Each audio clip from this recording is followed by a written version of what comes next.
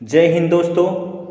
यहाँ पर class 12th के लिए बनाया गया वीडियो जो कि इनकी परीक्षा के लिए बहुत ही महत्वपूर्ण है, क्योंकि यहाँ पर आपको 10 नंबर क्लियर होने वाला है बहुत ही कम समय में। तो वीडियो को हम शुरू करते हैं। तो यहाँ पर गद्य साहित्य से, यानी कि जो हमारा गद्य खंड है उसमें से जो है कुल 4 लेखकों को पढ़ना था। तो यहाँ पर हम जो है केवल 2 लेखक का जीवन परिचय बताने वाले हैं। यही 2 लेखक का जीवन परिचय आप याद कर लेते हैं तो आपको यहाँ 5 नंबर प्राप्त हो जाएगा। तो यहाँ पर पहला लेखक डॉक्टर वासुदेव शरण अग्रवाल। तो डॉक्टर वासुदेव शरण अग्रवाल का जो जीवन परिचय है बहुत ही सरल है और बहुत ही आसान शब्दों में हमने आपको लिख कर बताया है। तो यहाँ पर देखिए इनका जीवन परिचय। तो वासुदेव शरण अग्रवाल का जीवन परिचय देखिए तो आपको भी ऐसे ही लिखना है, ठीक है, सुंदर लेखनी में। तो वासुदेव शरण अग्रवाल का जन्म 1904 ईस्वी में मेरठ जनपद के खेड़ा नामक ग्राम में हुआ था। इनके माता पिता लखनऊ में ही रहते थे, इसलिए इनका बचपन भी लखनऊ में भी बीता और यहीं इनकी शिक्षा भी संपन्न हुई। इन्होंने लखनऊ विश्वविद्यालय से डीलिट की उपाधि प्राप्त की। भारतीय संस्कृति और पुरातत्व का यह महान पंडित एवं साहित्यकार सन 1967 ईस्वी में परलोक सिधार गया। ठीक है, इतना आप लिखेंगे जीवन परिचय में, आपको यहाँ पर पूरा नंबर मिलने वाला है। आगे आप साहित्यिक परिचय जो है लिखेंगे, आपको कटिंग नहीं करनी है और किसी भी शब्द के ऊपर दोबारा पेन नहीं चलानी है, नहीं तो वहाँ पर थोड़ा जो एग्जामिनर होता है वो ओवर राइटिंग समझ लेता है। तो यहाँ साहित्यिक परिचय देखिए तो आपको भी हेडिंग ऐसे लिखनी है, साहित्यिक परिचय लिखें या साहित्यिक योगदान लिखें, कोई दिक्कत नहीं है। डॉक्टर वासुदेव शरण अग्रवाल भारतीय संस्कृति और प्राचीन इतिहास के प्रकांड पंडित थे। इन्होंने उत्कृष्ट कोटि के अनुसंधान की रचना की है। ये रचनाएं लिखने के साथ साथ संस्कृत में निबंध, ग्रंथ और अनुवाद लिखने का शौक था। इनकी भाषा हिंदी खड़ी बोली थी। इन्होंने बाणभट्ट के हर्षचरित का सांस्कृतिक अध्ययन प्रस्तुत किया और इन्होंने निबंधकार एवं संपादक के रूप में विशेष योगदान दिया। तो ये इनका साहित्यिक परिचय है, ठीक है। तो ये बहुत ही आसान और सरल शब्दों में है, आप इसको लिख सकते हैं। और आगे हम इनकी प्रमुख रचनाओं की बात करते हैं, कृतियां की बात करते हैं। तो इन्होंने निबंध, शोध एवं संपादक के क्षेत्र में महत्वपूर्ण कार्य किए। इनकी रचनाएं निम्न हैं: निबंध संग्रह, ऐसे ही हम सीरियल वाइज लिखेंगे, पृथ्वीपुत्र, कल्पलता, कल्पवृक्ष आदि और रचनाएं इनकी हैं। शोध में पाणिनिकालीन भारत, संपादन में पद्मावत की संजीवनी व्याख्या, बाणभट्ट के हर्षचरित का सांस्कृतिक अध्ययन आदि। ठीक है, इतना हम लिख देंगे, हमको 5 नंबर यहाँ से कटने वाला बिल्कुल नहीं है। ठीक है, इसमें दूसरा जो लेखक है चलिए उनको देखते हैं। तो आचार्य हजारी प्रसाद द्विवेदी जी हैं। कौन है? आचार्य हजारी प्रसाद द्विवेदी, बहुत ही इंपॉर्टेंट है। ठीक, तो इनका जीवन परिचय देखिए तो यही 2 लेखक का आप जीवन परिचय याद कर लीजिए, आपको 5 नंबर यहाँ मिल जाएगा। तो जीवन परिचय हम देखें तो हिंदी साहित्य के महान लेखक आचार्य हजारी प्रसाद द्विवेदी जी का जन्म सन 1907 ईस्वी में बलिया जिले के दुबे का छपरा नामक ग्राम में हुआ था। इनकी प्रारंभिक शिक्षा गांव में ही संपन्न हुई थी। इन्होंने हिंदी, अंग्रेजी, बांग्ला एवं संस्कृत का गहन अध्ययन किया। इन्होंने सन 1940 से 50 ईस्वी तक साहित्य निदेशक के पद को सुशोभित किया। आगे देखें तो इन्होंने ज्योतिष विद्या का भी अध्ययन किया था। हिंदी साहित्य की सेवा करते करते यह महान लेखक सन 1979 ईस्वी में पंचतत्व में विलीन हो गया। तो ये इनका जीवन परिचय है। उसके बाद इस दूसरी हेडिंग डालेंगे हम साहित्यिक योगदान या साहित्यिक योगदान। ठीक है, तो साहित्यिक परिचय, तो यहाँ पर देखिए साहित्यिक योगदान क्या है। आचार्य हजारी प्रसाद द्विवेदी भारत के प्रकांड व प्रतिष्ठित लेखक थे। इनका हिंदी साहित्य के अंतर्गत विभिन्न क्षेत्रों में जैसे आलोचक, निबंधकार, उपन्यासकार एवं ललित निबंधकार के रूप में काम किया। 1930 ईस्वी में काशी हिंदू विश्वविद्यालय से ज्योतिषाचार्य की उपाधि तथा 1949 ईस्वी में लखनऊ विश्वविद्यालय द्वारा डीलिट की उपाधि प्राप्त की। ये कई विभागों के अध्यक्ष एवं श्रेष्ठ शिक्षक के रूप में भी हिंदी साहित्य के विकास में महत्वपूर्ण योगदान दिया। तो ये इनका जो है क्या है, साहित्यिक योगदान है। अब हम इनके प्रमुख कृतियों की बात करते हैं, प्रमुख रचनाओं की बात करते हैं। तो आचार्य द्विवेदी जी की प्रमुख रचनाएं निम्न हैं। हम लिखेंगे निबंध संग्रह, तो निबंध संग्रह में क्या लिखेंगे, अशोक के फूल, कुटज, कल्पलता आदि। आलोचना में लिखेंगे सूर्य साहित्य, साहित्य सहचर आदि। उपन्यास में लिखेंगे बाणभट्ट की आत्मकथा, पुनर्नवा आदि। अन्य रचनाओं में लिखेंगे लाल कनेर, मेरा बचपन आदि। ठीक है, तो ये ऐसे ही हम लिख देंगे तो 5 नंबर यहाँ कंफर्म हो गया। यानी गद्य साहित्य में आप वासुदेव शरण अग्रवाल और हजारी प्रसाद द्विवेदी का जीवन परिचय याद कर लिए तो आपको 5 नंबर मिल गया। आगे हम बढ़ते हैं काव्य।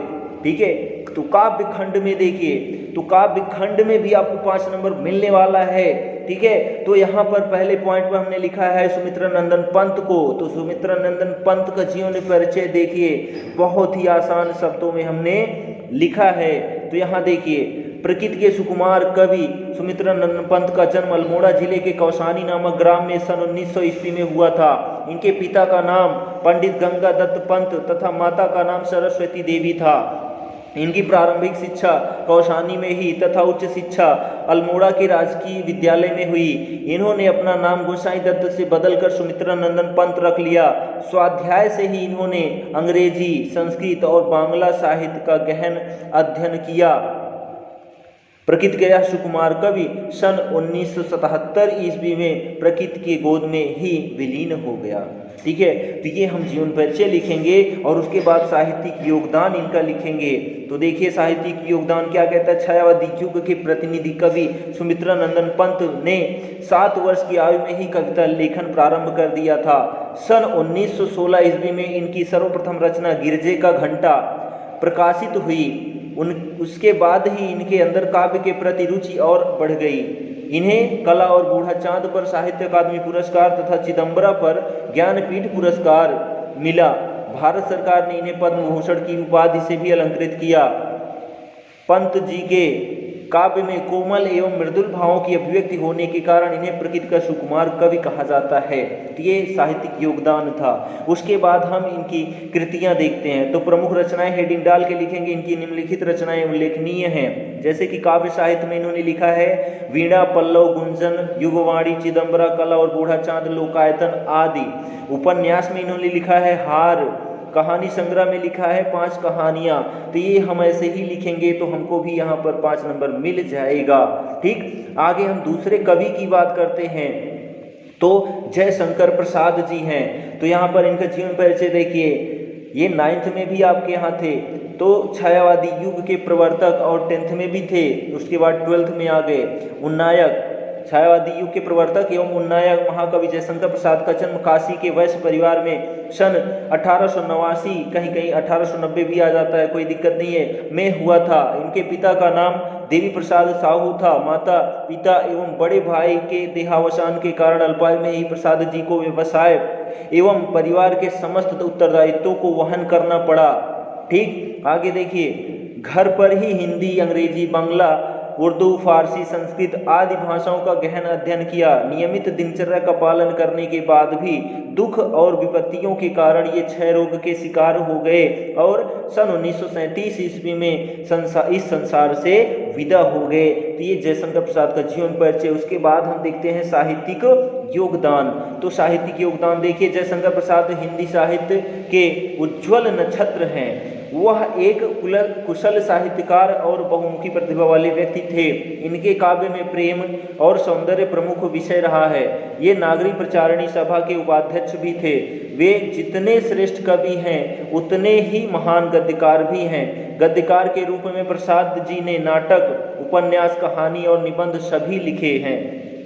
कवि के रूप में इन्होंने महाकाव्य, खंड काव्य आदि की रचना की है। अतः वे एक असाधारण कवि के रूप में एवं महान कलाकार भी हैं। ठीक है, तो ये इनका हम साहित्यिक योगदान लिखेंगे और हम इनकी कृतियां क्या लिखेंगे। प्रमुख रचनाएं हेडिंग डालकर प्रसाद जी की प्रमुख रचनाएं निम्न हैं। नाटक में लिखेंगे ध्रुव स्वामिनी, राजश्री, अजात शत्रु, स्कंदगुप्त, चंद्रगुप्त। ठीक है, और उपन्यास में लिखेंगे कंकाल, तितली, इरावती। कहानी में लिखेंगे आकाशदीप, आंधी, छाया आदि। काव्य संग्रह में लिखेंगे कामायनी, आंसू, लहर, झरना आदि।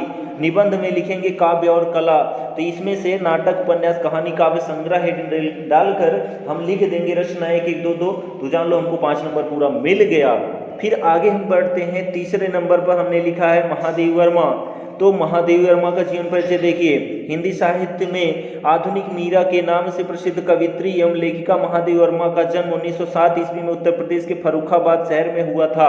इनके पिता गोविंद सहाय वर्मा भागलपुर के एक कॉलेज में प्रधानाचार्य थे। माता हेमरानी साधारण कवित्री थी एवं श्री कृष्ण में अटूट श्रद्धा रखती थी। इनकी प्रारंभिक शिक्षा इंदौर में और उच्च शिक्षा प्रयाग में हुई थी। 9 वर्ष की अल्पायु में ही इनका विवाह स्वरूप नारायण से हुआ था। अत्यधिक परिश्रम के फलस्वरूप इन्होंने मैट्रिक से लेकर एमए तक की परीक्षाएं प्रथम श्रेणी में ही उत्तीर्ण की। इनका जीवन पर महात्मा गांधी का तथा कला साहित्य की साधना पर रविन्द्रनाथ टैगोर का प्रभाव पड़ा। 11 सितंबर 1987 ईस्वी को महान कवित्री पंचतत्व में विलीन हो गई। तो ये इनका जीवन परिचय था। और उसके बाद हम देखते हैं साहित्यिक योगदान या कृत साहित्य परिचय। तो आधुनिक युग की मीरा महादेवी जी साहित्य और संगीत के अलावा चित्रकला में भी रुचि रखती थी। सर्वप्रथम इनकी रचनाएं चांद नामक पत्रिका में प्रकाशित हुई। ये चांद पत्रिका की संपादिका भी रहीं। इनकी साहित्य साधना के लिए भारत सरकार ने इन्हें पद्म भूषण की उपाधि से अलंकृत किया। इन्हें के सेकसरिया एवं मंगला प्रसाद पारितोषिक पुरस्कारों से भी सम्मानित किया गया। आगे हम बढ़ते हैं। तो यहाँ पर 1983 ईस्वी में उत्तर प्रदेश के हिंदी संस्थान द्वारा भारत भारती पुरस्कार दिया गया तथा इसी वर्ष काव्य ग्रंथ यामा पर ज्ञानपीठ पुरस्कार भी प्रदान किया गया। इसी कारण इन्हें आधुनिक युग की मीरा कहा जाता है। तो ये इनका साहित्यिक योगदान था। और कृतियां हम बात करें तो यहाँ पर ये कमी हो गई, इसको इधर लिखना चाहिए था, थोड़ी गलती हुई है, ठीक है। लेकिन आपको यहाँ पर हम केवल आपको कवि या लेखक का जीवन परिचय, साहित्यिक योगदान और कृतियां कैसे लिखेंगे ये बताना था, ठीक है। उसके बाद देखिए काव्य रचनाएं इनकी क्या है? निहार, रश्मि, नीरजा, सांध्य गीत, दीपशिखा। अन्य रचनाओं में अतीत के चलचित्र, यामा, मेरा परिवार, पथ के साथी आदि, ठीक है। तो ये जो है महादेवी वर्मा थी। हम आखिरी कवि के पास चलते हैं तो रामधारी सिंह दिनकर जी, ये भी बहुत ही इंपॉर्टेंट है। यानी काव्य में आपको 4 कवि कम से कम नहीं तो 3 कवि का अगर आप जीवन परिचय याद रखते हैं, साहित्यिक योगदान याद रखते हैं, कृतियां याद रखते हैं, तो आपको यहाँ भी 5 नंबर मिल जाएगा, टोटल 10 नंबर हो जाएगा आपका। तो यहाँ पर रामधारी सिंह दिनकर का जीवन परिचय देखिए। राष्ट्रीय भावनाओं के ओजस्वी कवि रामधारी सिंह दिनकर का जन्म बिहार के मुंगेर जिले में सिमरिया गांव में 1908 ईस्वी में हुआ था। इनके पिता का नाम रवि सिंह और माता का नाम मनरूप देवी था।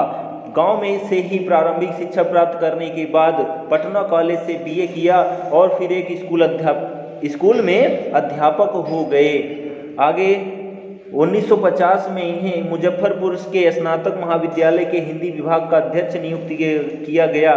सन 1974 ईस्वी में इस काव्य मनीषी का देहांत हो गया। उसके बाद देखिए इनका साहित्यिक योगदान। तो साहित्यिक योगदान, साहित्यिक परिचय क्या है कि रामधारी सिंह दिनकर छायावादोत्तर काल एवं प्रगतिवादी कवियों में सर्वश्रेष्ठ कवि थे। दिनकर जी ने राष्ट्र प्रेम, लोक प्रेम आदि विभिन्न विषयों पर काव्य रचना की। इनकी राष्ट्रीय भावना पर आधारित कविताओं ने जनमानस को सर्वाधिक प्रभावित किया। दिनकर जी को क्रांतिकारी कवि के रूप में भी प्रतिष्ठा मिली। भारत सरकार द्वारा इन्हें पद्म भूषण की उपाधि से भी सम्मानित किया गया। आगे संस्कृत के 4 अध्याय के लिए इन्हें साहित्य अकादमी पुरस्कार और उर्वशी के लिए ज्ञानपीठ पुरस्कार से सम्मानित किया गया। इन्होंने हिंदी साहित्य को अपनी रचनाओं से अविस्मरणीय योगदान दिया। और आगे हम बढ़ते हैं तो यहाँ पर इनकी रचनाएं देखिए। तो साहित्यिक योगदान हो गया इनका। प्रमुख रचनाएं देखिए, इन्होंने अधिकतर काव्य रचनाएं की। तो दिनकर जी ने काव्य एवं गद्य दोनों क्षेत्रों में सशक्त साहित्य का सृजन किया। इनकी प्रमुख काव्य रचनाओं में रेणुका, रसवंती, हुंकार, कुरुक्षेत्र, रश्मिरथी, परशुराम की प्रतीक्षा, सीपी और शंख आदि जो है इनकी काव्य रचनाएं हैं। संस्कृत के 4 अध्याय इनकी आलोचनात्मक गद्य रचना है, ठीक है। तो ये जो हैं रामधारी सिंह दिनकर जी थे।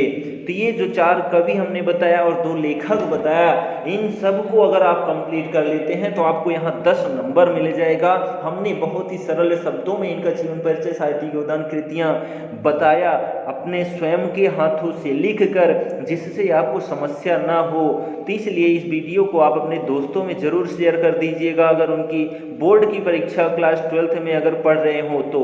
अगर यहाँ पर जो है जो भी लेखक या कवि जो हैं क्लास 10th के लिए हैं, उनमें जो जीवन परिचय लिखा है वो जीवन परिचय और उनकी रचना लिख देंगे तो उनको 3 नंबर मिल जाएगा। ठीक है, तो क्लास 12th वाले को तो 10 नंबर मिल ही जाएगा, जितना यहाँ पर हमने आपको बताया। तो आप वीडियो को लाइक करके जाइएगा, और अगर कोई आवश्यकता हो तो कमेंट जरूर कर दीजिएगा। तब तक लिए जय हिंद, और आपको आपकी परीक्षा के लिए बहुत बहुत शुभकामनाएं। Best of luck for your Hindi examination, other examination. Thank you.